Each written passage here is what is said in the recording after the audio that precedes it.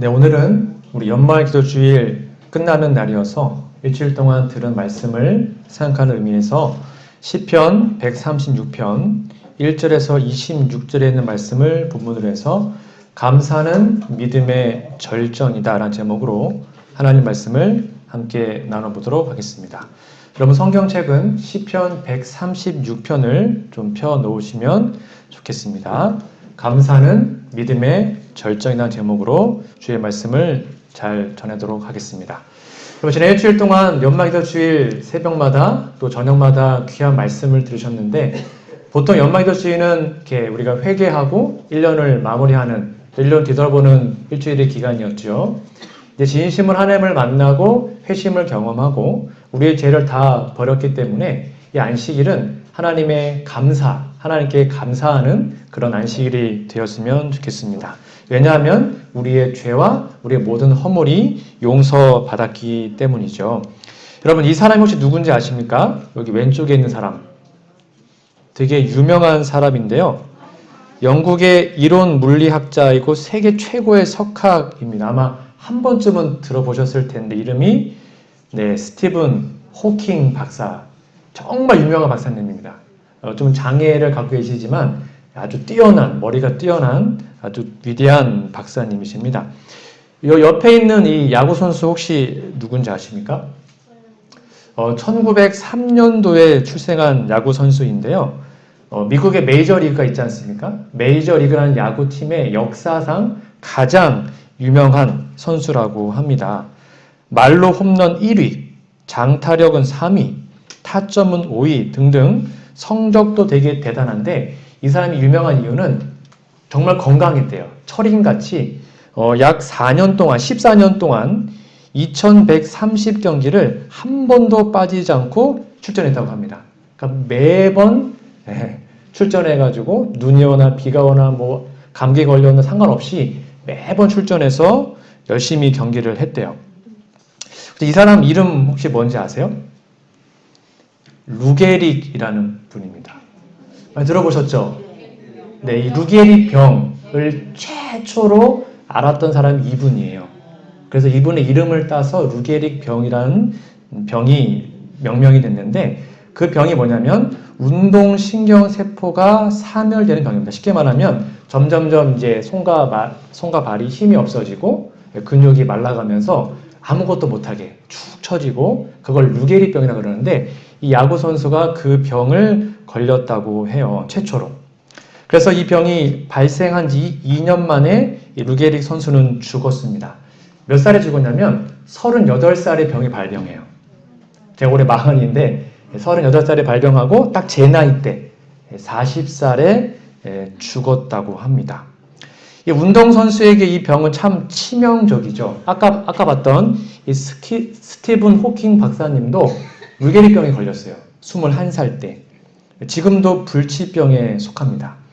여러분 정말로 역대 최고의 운동선수였고 뭐 장타, 말로 홈런, 안타 등등 거의 최고를 달렸는데 38살에 병에 걸린 겁니다. 여러분의 마음은 어떠실 것 같으세요? 정말로 이제 장래가 촉망된 거의 그런 사람이었는데 병에 걸린 거예요. 불치병. 이 사람이 병에 걸리고 그 다음 해에 도저히 안 되니까 이제 1939년도 4월 31일 끝으로 이제 은퇴식을 했는데 은퇴식 했던 때 이렇게 말을 했다고 합니다. 뉴욕 양키스 팀이었는데 거기에서 팬들 약 6만 명의 팬들 앞에서 이렇게 고별사를 했어요. 죽기 1년 전에 은퇴를 했고 은퇴사가 요거였습니다. 고별사가 팬 여러분은 최근 저의 불운을 목도했지만 불치병을 다 알아요. 팬들이. 저는 제가 지구상에서 가장 행운아라고 생각합니다. 불평하지 않았습니다. 10여 년 동안 야구장에서 제가 받은 것은 오직 여러분의 친절과 격려뿐이었습니다. 이 선수들을 보세요. 전 이렇게 훌륭한 동료들과 함께 뛰었습니다. 저를 가르치고 키워준 부모가 있었고 항상 힘과 용기를 준 아내가 있었습니다. 잠시 불운을 겪었을지 몰라도 저는 행운아입니다. 참 멋있지 않습니까? 이렇게 진심으로 감사 인사를 하고 그 다음에 숨을 거두게 됩니다. 이 루겔이란 분은 어떻게 이렇게 그 절망적인 순간에도 이제 내년이면 죽어요. 온몸에 힘이 점점 빠져요. 맨날 뛰어다녔던 사람이 온몸에 힘이 빠지고 그렇게 힘든 상황이었는데 이렇게 감사할 수 있었을까요? 여러분, 감사란 제목, 이 감사란 단어는 결코 우연으로 생기는 것이 아닙니다. 감사는 아무나 하는 것이 아닙니다. 참 쉬운 거지만 정말 어려운 게 감사거든요. 치명적인 질병에서 감사할 수 있는 조건을 이 운동선수는 찾은 거죠. 오늘 말씀을 통해 우리의 삶을 감사로 채울 수 있는 그 원리가 무엇인지 여러분 다 알고 있는 말씀이지만 한 번 더 생각해 보고자 합니다. 여러분, 사랑장 하면 어느 책 몇 장이죠? 고린도전서 13장. 믿음장. 이거 11장. 오케이. 부활장.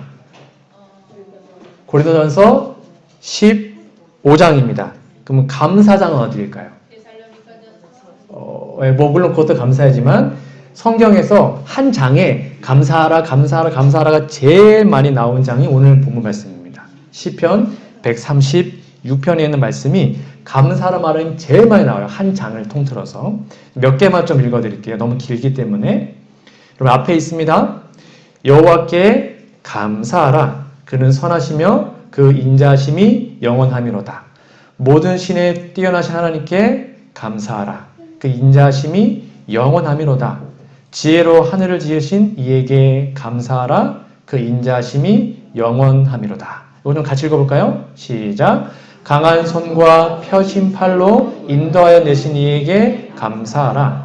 그 인자하심이 영원하미로다. 홍해를 가르신 이에게 감사하라. 그 인자하심이 영원하미로다.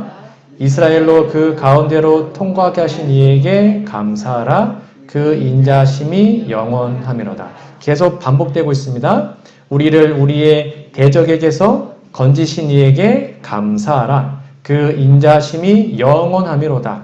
모든 육체에게 식물을 주신 이에게 감사하라. 그 인자하심이 영원하미로다. 하늘의 하나님께 감사하라. 그 인자하심이 영원하미로다. 아멘. 이 시편 기자는 계속 감사해야 된다. 감사하라, 감사하라, 감사를 반복적으로 말해주고 있습니다. 아까 말씀드린 것처럼 이 구약의 136편이 감사장이라면 신약에도 감사장이 있죠. 그 유명한 어떤 말씀입니까? 범사에 감사하라. 이것이 그리스도 예수 안에서 너희를 향하신 하나님의 뜻이니라. 하나님의 뜻은 다른 것이 아닙니다. 우리가 역경이건 순경이건 좋은 일이 있건 나쁜 일이 있건 상관없이 늘 언제나 감사하기를 원하십니다. 왜냐하면 감사는 아무나 하는 것이 아니기 때문입니다. 감사는 믿음의 절정이기 때문입니다. 좋은 일이 있을 때 감사하고 누구나 할 수 있습니다. 그런데 불행할 때, 안 좋은 일이 있을 때 그 어떤 상황에서도 감사하는 것은 믿음이 없이는 불가능하죠. 그리고 하나님의 섭리, 하나님의 사랑을 깨닫지 못하면 불가능하기 때문에 하나님은 오늘날 우리에게 범사에 감사하라. 이것이 하나님의 뜻이다라고 우리에게 권면하고 있습니다. 항상 기뻐하는 삶, 감사하는 삶. 어떻게 이렇게 살 수 있을까요? 오늘 본문 말씀에서 세 가지 원리를 좀 찾아보고자 합니다. 첫 번째입니다. 하나님의 사랑을 발견해야 참된 감사가 생깁니다.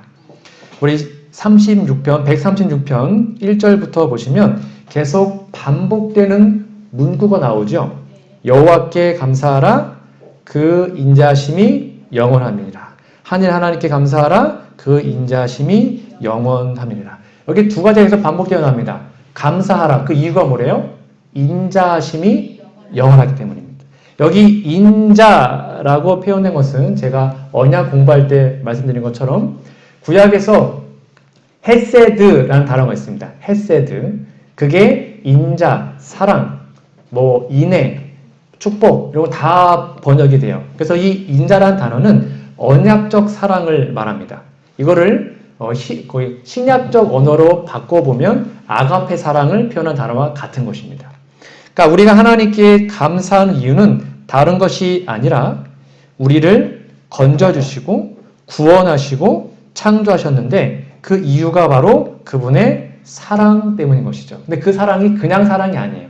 언약적 사랑, 절대로 변치 않는 영원 불변한 그 사랑이기 때문에 그것을 우리가 진짜로 발견하고 믿게 되면 감사할 수밖에 없다는 것이죠. 그게 바로 시편 기자의 말입니다.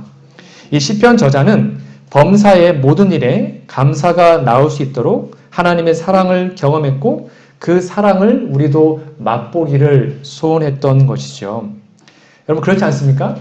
우리 인간적 사랑도 예를 들면 뭐 남자친구 생겼다든지 아니면 부모님을 하든지 누군가로부터 인간에게만 사랑을 듬뿍 받아 너무 기쁘고 행복한데 하나님께서 우리를 영원토록 우리가 잘났건 못났건 상관없이 우리를 영원토록 사랑한다는 사실을 진짜로 믿게 된다면 감사할 수밖에 없겠죠.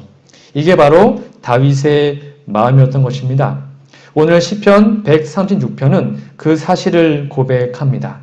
하나님의 사랑을 발견하라는 거죠. 하나님은 인자하시기 때문에 하나님은 언약적 사랑을 우리에게 베푸시는 분이기 때문에 하나님 그 사랑이 절대로 변치 않기 때문에 의심하지 말고 그분의 사랑을 믿으라라고 우리에게 권면합니다. 여러분 그러니까 하나님을 모든 상황 속에서 발견하심으로 하나님의 사랑이 여러분의 삶 속에 가득 넘쳐서 감사의 삶을 사는 우리 모두가 되기를 간절히 소망합니다. 두 번째입니다. 두 번째는 감사의 이유를 찾아야 범사에 감사할 수 있습니다. 여기 중요한 포인트는 이유인데요. 시편 136편 8절부터 보시면 해로 낮을 주관하게 하신 이에게 감사하라. 그 인자하심 영원하미로다. 9절 달과 별들로 밤을 주관하신 이에게 감사하라. 25절 모든 육체에게 먹을 것을 주신 이에게 감사하라. 그 인자하심이 영원하미로다 라고 설명하고 있습니다.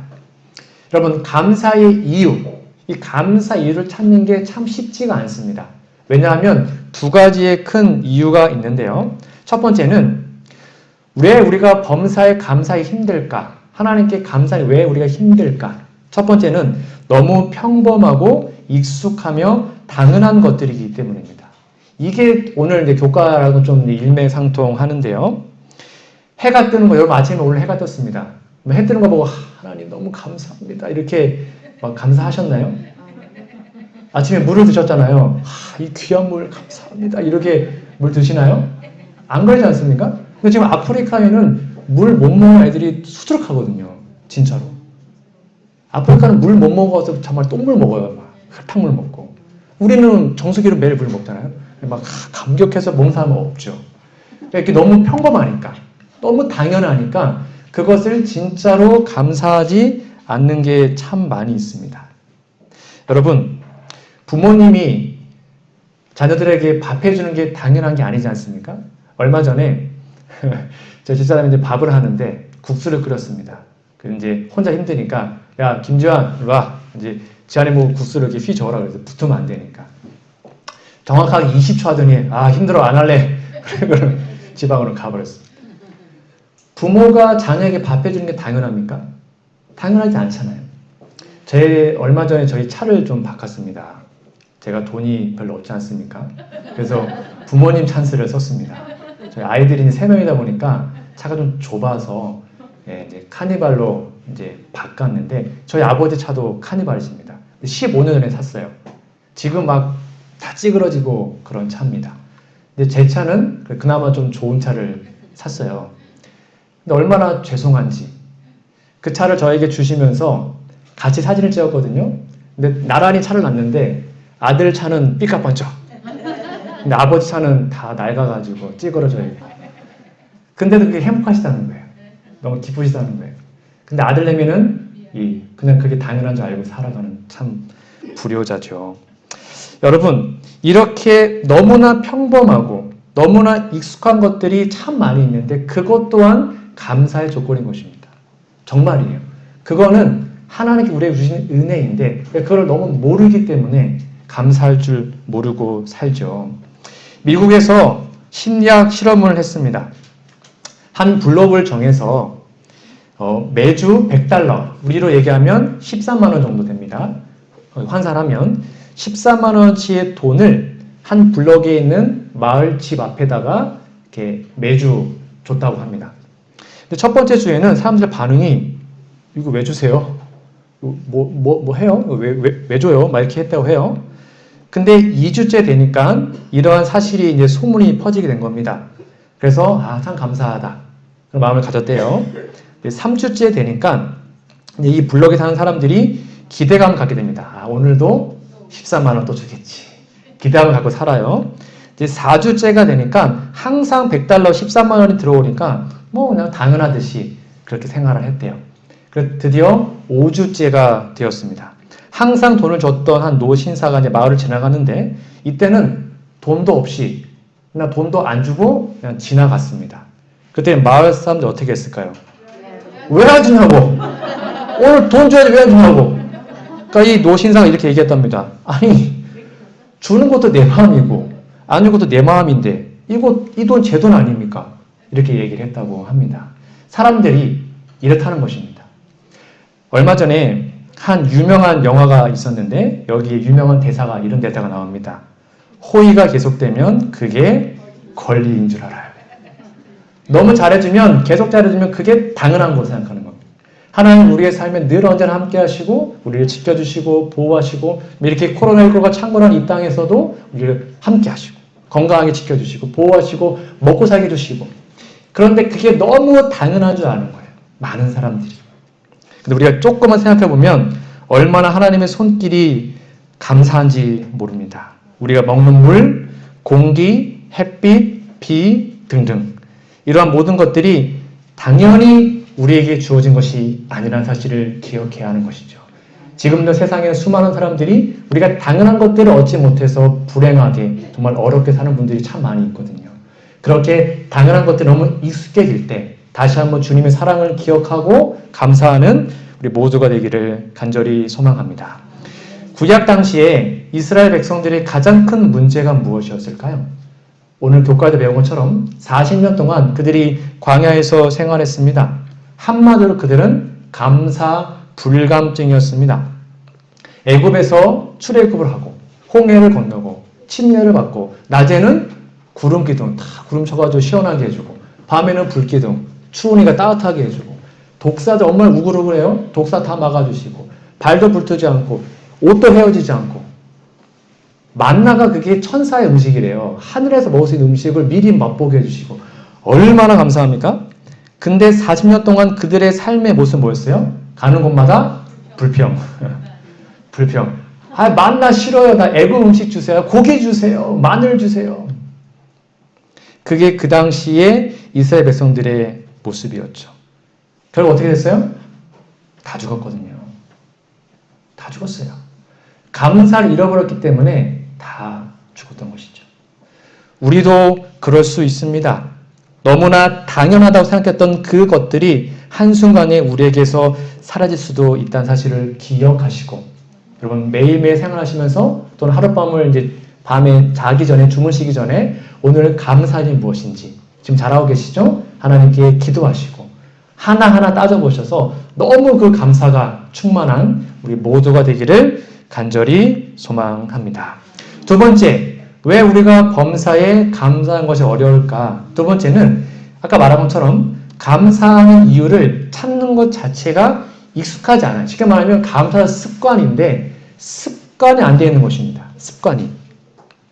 한 우스운 얘기를 해드릴게요. 한 남자 성도가 내게 감사하라는 말을 이제 설교를 듣고 지하철을 탔다고 합니다. 근데 거기에 빈 자리가 나가지고 뚜벅뚜벅 걸어왔던데 한 아주머니가 자기 가방을 휙 던지면서 거기에 탁 터치를 해놓고 막 엉덩이 삐지고 들어가서 자기 자리라고 딱 앉아버리는 내 자리인데 내가 조금 앉으려고 그래. 순간 열 받아요 안 받아요? 열이 받죠. 근데 분명히 감사하라 그랬는데 이상하게 어떻게 감사할 수 있을까? 아하, 이 남자가 이렇게 감사했다고 합니다. 하나님, 저 파렴치한 여인이 제 아내가 아님을 감사합니다. 이렇게 감사했다고 해요. 말 되죠? 네. 그러니까 모든 것을 감사할 수 있는데 그것 우리가 습관이 안 되는 것입니다. 어떤 상황이 있었든지 여기 어떻게 감사할 수 있을까? 한번 고민해 보시고 감사해 보시기 바랍니다. 그러면 그 상황도 짜증날 수 있지만 그 상황을 기쁘고 행복하게 넘어갈 수 있겠죠. 시편 136편 이 시편 저자는 하나님의 사랑이 나타나는 모든 부분들을 다 감사의 조건으로 찾아낸 것입니다. 아까 말한 것처럼 해가 뜨는 것, 달이 뜨는 것, 별이 뜨는 것, 꽃이 있는 것, 양식 주신 것, 모든 게 다 감사하다. 왜? 하나님의 사랑이, 인자심이 영원하기 때문이죠. 이렇게 감사를 찾는 습관을 한번 들여보시는, 그래서 모든 상황에서 감사할 수 있는 우리 모두가 되기를 간절히 소망합니다. 세 번째 마지막입니다. 우리 비천한 가운데서라도 사랑의 하나님을 기억한다면 우리는 감사함이 생길 수 있는데요. 여기 오늘 본문 말씀 시편 136편 23절을 볼까요? 우리를 비천한 가운데서라도 기억해 주신 이에게 감사하라. 그 인자심이 영원함이로다. 아까 말한 것처럼 우리가 정말 좋은 일만 있을 때, 우리의 삶이 순탄할 때 감사하는 것은 누구나 할 수 있습니다. 그런데 우리의 삶이 힘들 때, 여기 말한 것처럼 비천한 가운데 있을 때, 시험이 올 때, 고난이 올 때, 어떠한 아픔과 그런 것들이 올 때, 그 가운데서도 감사하기는 참 어렵죠. 내게 주어진 그 어려움이 너무 크기 때문에 감사하기가 쉽지 않은 것입니다. 그런데 시편 기자는 그렇게 어려운 상황에서도 감사할 수 있는 이유가 뭐래요? 우리를 비천한 가운데서 뭐 해주시며? 기억해 주신 이에게 감사한 것입니다. 내가 혹시 버림받았나? 아니에요. 내 어려움, 아픔, 슬픔, 절망, 어떠한 어려움이 있어도 그것이 비천할지라도 힘들지라도 그때 우리를 뭐 해준다는 거예요? 기억해 준다는 거죠. 하나님 절대 나를 잊지 않으셨다. 하나님 나를 절대로 버리지 않으셨다. 그것을 기억할 때 우리는 감사할 수 있는 사람이 되는 것입니다.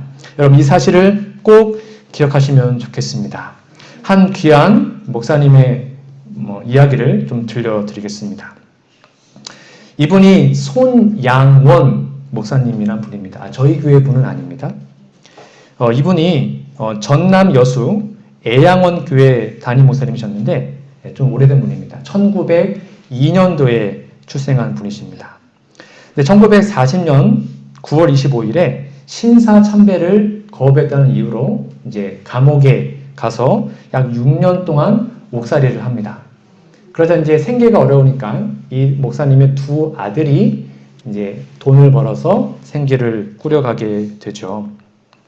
두 아들의 이름이 동인, 동신이라고 합니다. 그래서 목사님이 6년 만에 출소를 하고 좀 늦게 학교를 다녔다라고 합니다.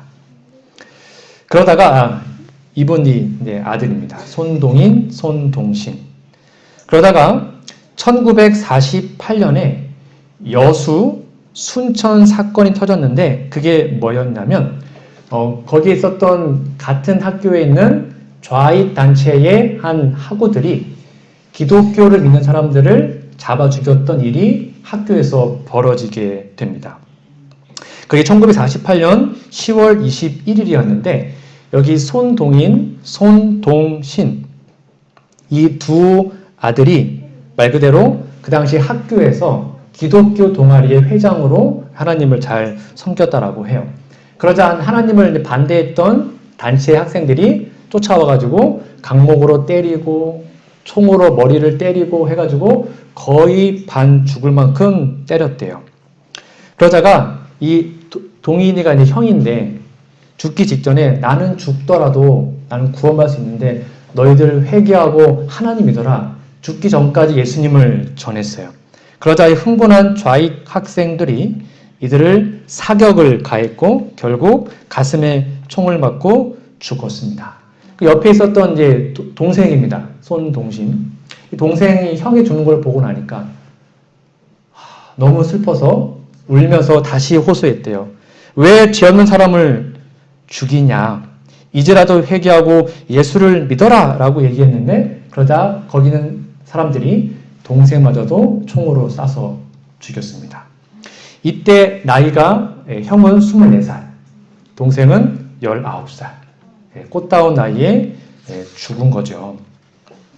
이 소식은 10월 25일, 그러니까 죽은 뒤 4일 뒤에 가족에게 전달되었고, 두 아들의 시신은 10월 26일 그 애양원에 도착을 하게 됩니다.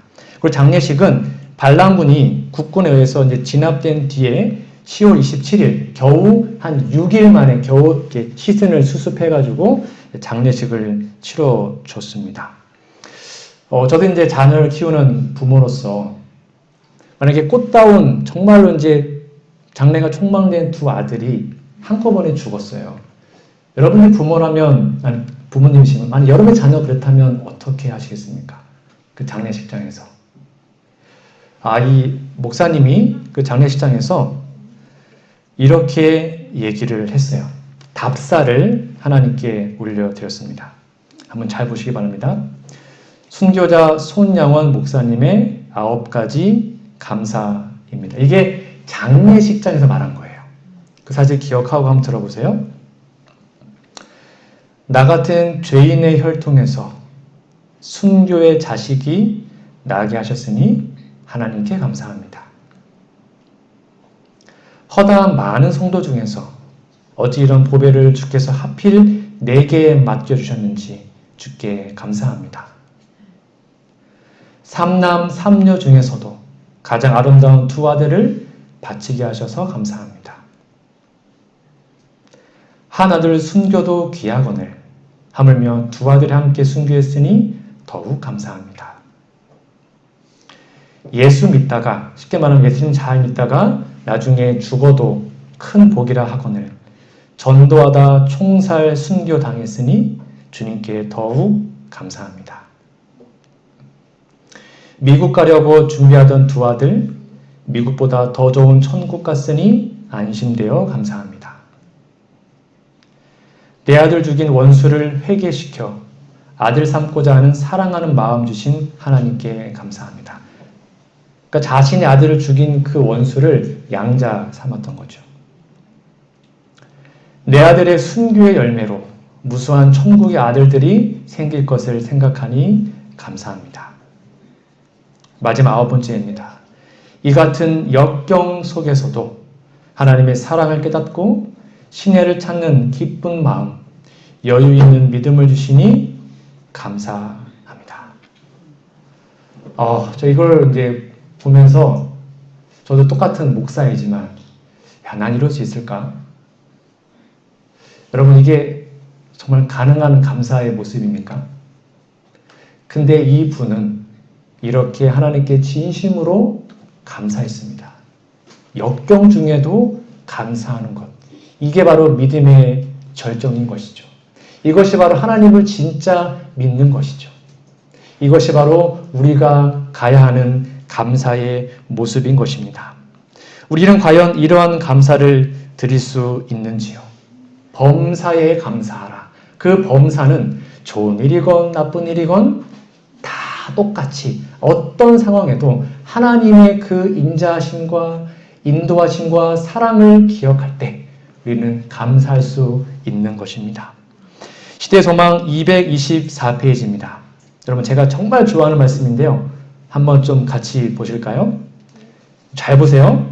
하나님께서는 당신의 백성들이, 저 여러분들입니다. 만일 처음부터 종말까지를 볼 수 있고, 만약 우리가 우리의 미래를 볼 수 있다면, 여러분, 이왕이면 좋은 길로 가지 않겠습니까? 그렇죠? 만약에 볼 수 있다면 하나님의 동역자로서 그들이 성취하고 있는 그 목적의 영광을 식별할 수 있다면 그들이 인도받기를 선택하였을 그 길 이외에 어떤 다른 길로는 결코 그들을 인도하지 않으신다. 쉽게 말하면 지금 여러분이 살아가고 있는 모든 인생은 하나님 보실 때 가장 좋은 길로 인도한다는 것입니다. 그것이 역경의 길이건 십자가의 길이건 상관없습니다. 그 길이 가장 좋은 길입니다. 그것을 믿으라는 거죠. 그것을 믿을 때 우리는 하나님의 인도하심과 하나님의 사랑을 절대로 의심하지 않게 되는 것입니다. 그리고 요 밑에 같이 읽어볼까요? 그리고 하늘이, 시작. 그리고 하늘이 사람에게 주실 수 있는 모든 선물 중에서 그리스도와 더불어 그의 고난에 동참하는 것이 가장 가치 있는 신임이요 가장 높은 영예인 것이다. 아멘.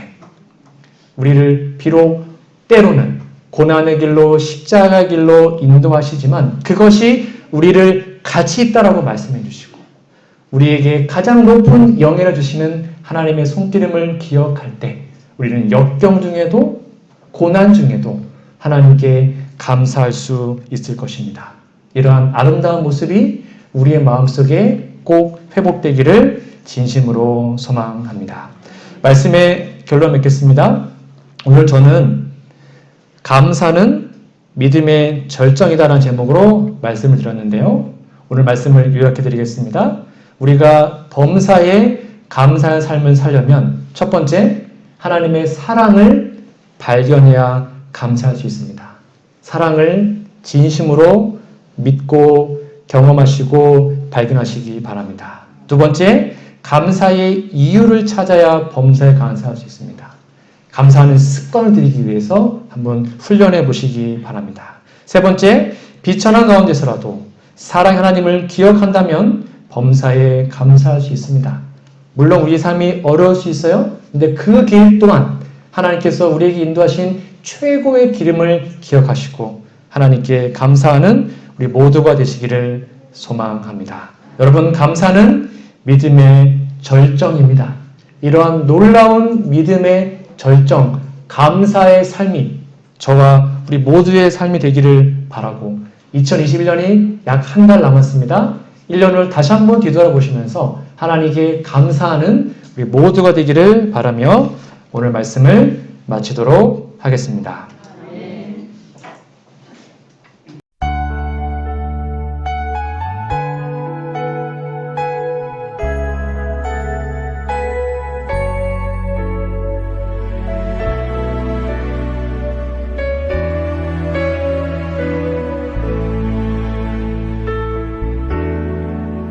날 구원하신 주 감사, 모든 것 주심 감사. 지난 추억이 내 감사, 주 내 곁에 계시네. 향기로운 봄철의 감사, 외로운 가을날 감사. 사라진 눈물도 감사, 나의 영혼 평안해. 응답하신 기도 감사, 거절하신 것 감사. 해처럼 높으신 감사, 모든 것 채우시네. 아픔과 기쁨도 감사, 절망 중 위로 감사.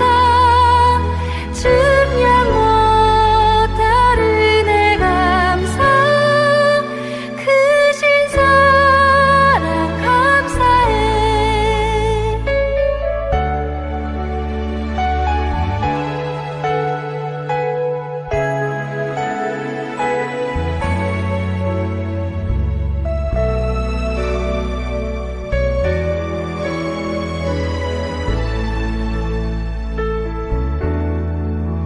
길가